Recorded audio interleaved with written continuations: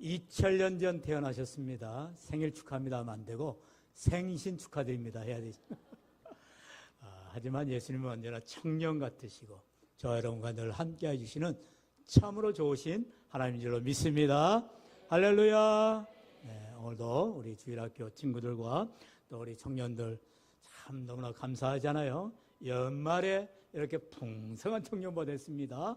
우리 예영은 전사의 어깨가 무진장 무거워지시는데 청년들 한 명도 잃어버리지 않도록 잘 체크하셔서 잘 아름답게 사용하시기 바라고요.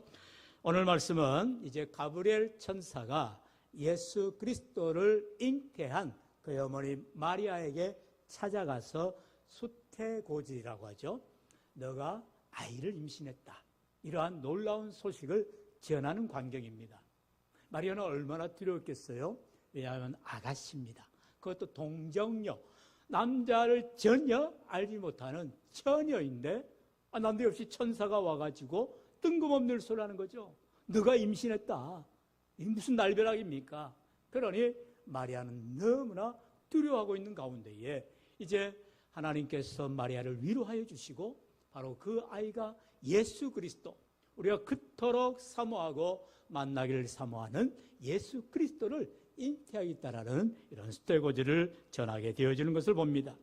그러면서 그 아이가 바로 예수님이라는 사실을 오늘 성경 분명히 말하죠. 본문 31절에 보라 네가 잉태하여 아들을 낳으리니 그 이름을 예수라 하라. 할렐루야. 여러분 한번 쉬운 질문 한번 해볼까요? 네. 여러분 예수님이 중요합니까? 그의 엄마 마리아가 중요합니까? 당연히 예수님이지요.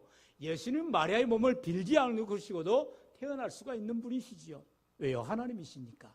그러나 하나님께서 마리아를 사랑하셔서 그를 사용하시고 귀하게 헌신한 거죠.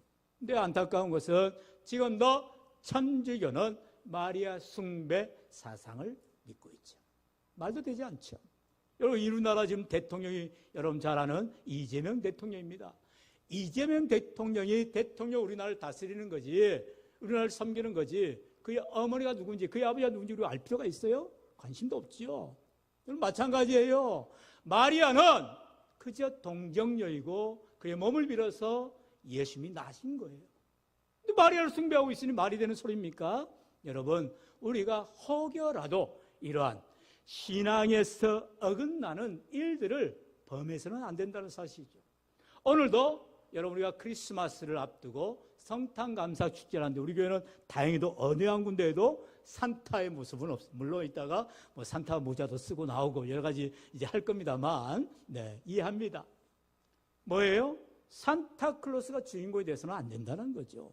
무슨 루돌프 사슴코가 무슨 어쩌고 저쩌고 뭔 상관이에요. 여러분 우리는 오직 예수 그리스도, 오직 주님을 우리가 높이며 경배하며 왜 주님이 이 땅에 오셔야만 했는가? 방문도리 장군장로님 귀한 기도와 아침에도 말씀을 통하여서 이 땅에 인자로 오신 주님, 이 땅에 빛으로 오신 주님, 말씀이 육신이 되셔서 우리를 섬기시려, 우리를 대속하시려 언제 하면 하실래요? 할렐루야!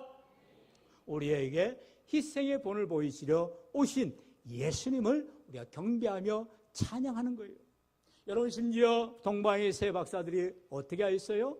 그들은 먼 곳에서 지금으로부터 뭐 이제 이란이라는 그런 설도 있고요. 이란, 이라크든 어디든 그 먼 수백 킬로를 먼 길을 이제 예수님의 탄생을 별을 보고 쫓아오게 되지요.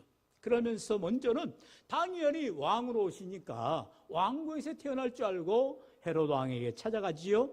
그럴 때에 헤롯 왕이 얼굴을 싹 가면을 쓰지요. 그러면서 왕이 나셨다니 나도 경배하게 어디에서 나셨는지 알려다오. 그러나 이제 이 세 명인지 네 명인지 알 수 없지만 성경에서 물론 세 가지 예물을 가져왔기 때문에 1인당 하나씩 가져오지 않았겠어요? 그래서 이 동방의 박사들이 가면서 이 뒤가 이상한 거예요. 그리고 성령이 이제 깨닫게 하시죠. 돌아갈 때는 왕에게 돌려서 들어가지 말라. 그래서 이제 헤롯 왕은 난지 며칠 안 되는, 그리고 1살 이하의 이 아이들을 다 죽여버려라, 남자아이들을 죽이라고 하는 어마어마한 일이 벌어지게 되는 거죠. 이와 같이 예수님이 태어나실 때의 그 상황은 너무나도 처참한 상황이었어요. 아이 하나 태어났다고 온 동네 온 나라에 한 사람밖에 아이들을 다 죽여버리는 이런 참혹한 일이 바로 2000년 전 이스라엘 땅에 일어나고 있다는 거죠.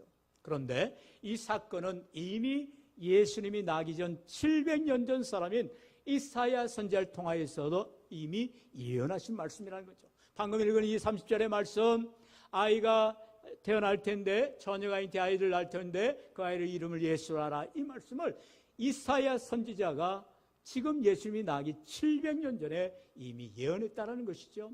이사야 7장 14절에 그렇게 말씀하지요. 그러므로 주께서 친히 징조를 너희에게 주실 것이라.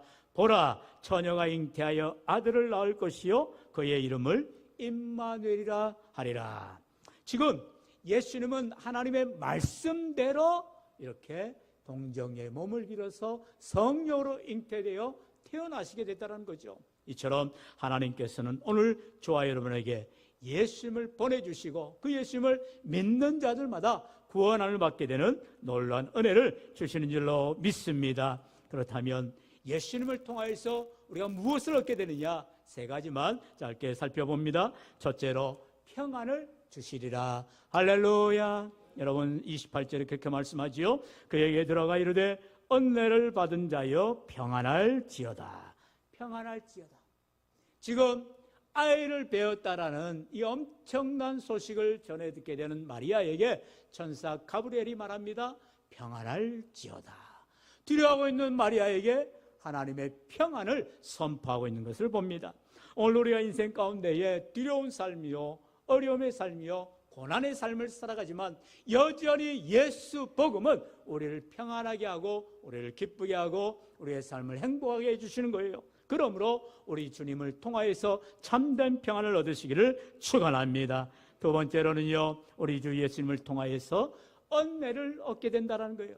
다시 따라합시다. 은혜를 주시리라. 30절에 보면은 하나님께 은혜를 입었느니라. 지금 이 처녀가, 이 마리아가 아기 예수를 잉태한 것이 평안의 복음이 되어지고 은혜의 복음이 되어지다는 거죠. 은혜를 입었다. 하나님의 놀라운 은혜를 발견하게 되었다라는 것이죠. 마지막으로 능력을 얻게 된다라는 것입니다. 따라합시다. 능력을 주시리라. 할렐루야. 오늘도 예수 그리스도의 나심을 통하여서 평안을, 은혜를, 능력을 덧입게 되는 저와 여러분이 되어야 할 줄로 믿습니다. 35절 다 같이 시작. 천사가 대답하여 이르되 성령이 내게 임하시고 지극히 높으신 이의 능력이 너를 덮으리니 이러므로 나실 바 거룩한 이는 하나님의 아들이라 일컬어지리라. 아멘. 여기서 능력이 덮으시리니 하나님의 능력은요 능치 못함이 없죠. 주와 여러분이 아무리 애를 써도 우리는 수고할 수 없어요. 우리는 노력하여도 모든 것을 다 얻을 수가 없지요. 하지만 하나님의 능력이 덧입어지기만 하면, 하나님의 능력을 받기만 하면 우리는 능치 못함이 없는 믿음의 삶이 되어질 줄로 믿습니다. 그러므로 이 시간 성탄절을 맞이하여 이제 예수 그리스도의 나심을 통하여 참된 평안을 누리고 참된 은혜를 누리고 참된 능력을 덧입는 저와 여러분 모두가 되시기를 주의 이름을 간절히 축원합니다. 축원합니다.